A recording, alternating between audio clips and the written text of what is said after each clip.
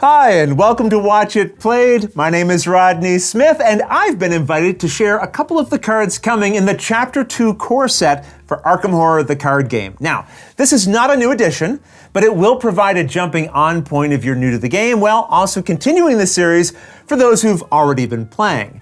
As many of you might already know, I do not review games on this channel. Instead, I just focus on teaching the rules. But I can say, Arkham Horror the card game remains the most played game in my collection. So, in terms of how I feel about the game, well, that's probably a pretty good indication. For this reveal, let's start with a card that's been in previous releases but is reappearing in the new core set with updated art, and that card is Vicious Blow. This is a skill card from the Guardian Investigator class, which adds a combat symbol to your test. And if the related test is successful during an attack, then the attack will also do 1 extra damage. If you've played this game before, you know it's always handy when you're taking down a really tough enemy to be able to deal some additional damage.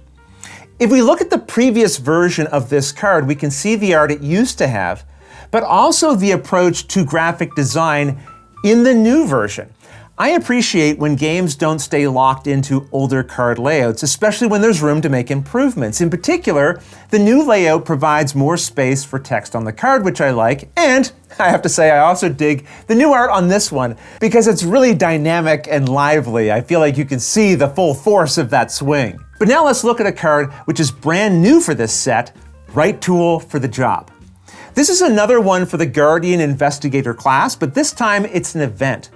It can be used to add 1 intellect symbol to a test, but if you pay 1 resource for its effect instead, it lets you search the top 9 cards of your deck for a tool or weapon asset and add it to your hand, shuffling your deck afterwards. There have been previous cards that let you draw to search for something you need, but being able to broadly search for any tool or weapon, especially at a cost of only 1 resource, well, this could be key for any deck that benefits from getting certain assets into play early.